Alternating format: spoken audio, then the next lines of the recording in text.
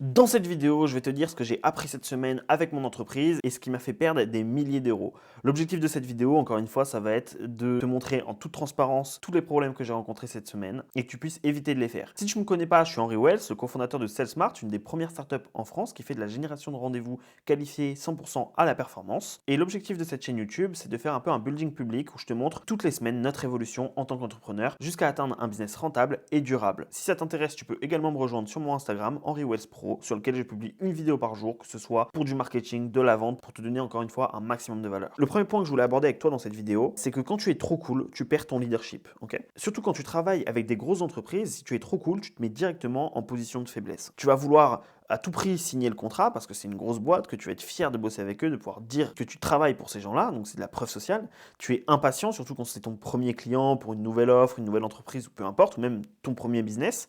Tu veux leur faire plaisir pour essayer d'avoir une bonne relation client. Tu veux montrer surtout aussi que tu as les épaules pour réaliser la prestation et tu veux tout bien faire. Mais le problème, c'est que en faisant ça, tu perds directement la négociation sans même t'en rendre compte. Et ça a été le cas pour nous la semaine dernière. Et pourtant, tu vois, ça fait 3 ans que je suis entrepreneur, j'ai déjà bossé pour pas mal de boîtes et j'ai encore fait ce genre d'erreurs-là qui sont très graves et qui peuvent littéralement couler ta boîte. Donc, premièrement, ce qu'il va falloir que tu fasses pour éviter ça, ça va être de définir des limites qui soient claires, d'apprendre à dire non, même si c'est une grosse boîte. Et je sais que ça peut être compliqué. Pour le coup, c'est pas quelque chose que je galère à faire. Et pourtant, pour ces clients-là, vu que c'était une nouvelle offre, un nouveau positionnement, c'est vrai qu'on avait envie de travailler, on était impatient. Et du coup, on a fait des concessions qu'on n'aurait jamais dû faire. Ensuite, il va falloir forcément que tu gardes le lead. Il faut que tu partes du principe que c'est toi le patron, c'est pas la personne en face et que si elle veut bosser avec toi, elle doit s'adapter à toi et pas l'inverse. Et tu dois respecter un cadre. Si tu as des process internes, tu dois les respecter et en aucun cas en sortir. Et encore une fois, c'est au client de s'adapter à tes process et pas l'inverse. Sinon, tu ne travailles pas avec lui. Ça peut paraître bête, mais quand tu es sous pression, que tu es face à une grosse entreprise, qui a les moyens, qui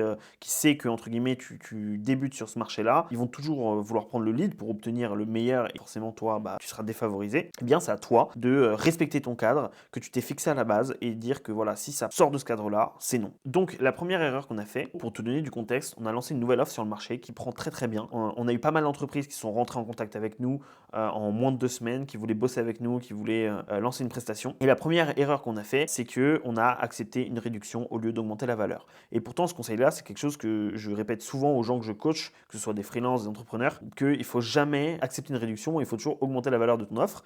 Mais avec la pression, même nous, on a fait cette erreur-là. Donc quand le client a demandé la réduction, on a commencé par dire non et on a fini par dire oui. Et on n'aurait jamais dû baisser le prix, surtout sur une offre à la performance où tu te rémunères uniquement sur les résultats que tu apportes. Et ce qu'il fallait faire à la place, c'était au lieu d'accepter ces 10%-là, c'était d'augmenter la valeur de ton offre en rajoutant des choses supplémentaires qui vont te permettre du coup de justifier naturellement le prix. En faisant ça, tu perds pas le lead et tu perds pas entre guillemets la valeur perçue que la personne a de toi, de ton entreprise. Parce que du coup, quand tu baisses ton prix, tu donnes 2 messages.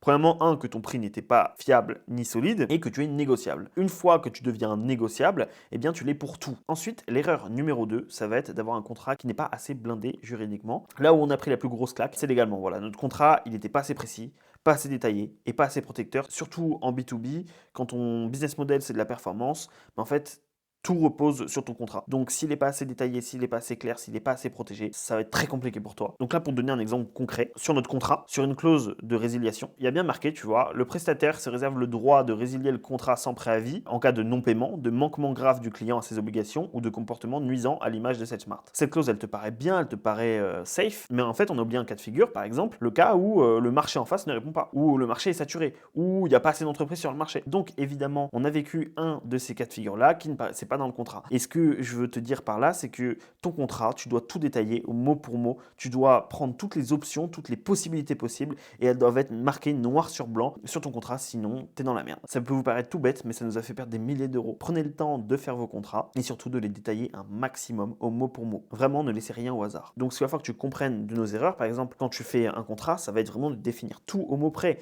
Modalités, obligations, prérequis, limites, périmètre, responsabilité, de préciser ce qui empêche la prestation de démarrer, comme le fait que la personne ne t'ait pas envoyé d'acompte, qu'elle n'ait pas payé de frais de setup, qu'elle n'ait pas mis son moyen de paiement à jour, peu importe. De détailler les obligations du client et pas seulement les tiennes. Et ensuite, de prévoir les cas où tu es en droit de refuser le lancement. Erreur numéro 3, c'est de ne pas commencer tant que tu n'as pas tout réuni. Généralement, dans l'excitation de signer ou d'avoir ton premier client, tu veux aller vite et le problème, c'est que tu vas trop vite. Donc, tu travailles dans le flou, tu te portes des responsabilités qui ne sont pas les tiennes. Je te donne un exemple. Un de nos clients n'a pas mis son moyen de paiement sur le site, sachant qu'on est à la performance. Ça veut dire qu'en fait, à tout moment, le gars, il peut ne pas nous payer. Du coup, si tu acceptes de lancer la mission, eh bien, tu portes des responsabilités qui ne sont pas les tiennes. Sachant que dans notre cas, on a des équipes commerciales, donc on a des commerciaux qui attendent d'être payés. Et en fait, tu prends le risque de ne pas être payé toi, mais surtout de ne pas pouvoir payer tes commerciaux. En plus de porter le risque pour toi, tu le fais porter à toute ton équipe. Et ça ne doit jamais arriver. Et donc au final, ça va te générer du stress inutile. Et en plus de ça, tu casses ta manière de délivrer ton service avant même de commencer. Donc la vraie leçon de la semaine, ça va être de rester focus, de garder le lead et surtout de prendre ton temps, de ne pas vouloir aller trop vite. Et tout ça, même si c'est un gros client, même si tu veux prouver ta valeur,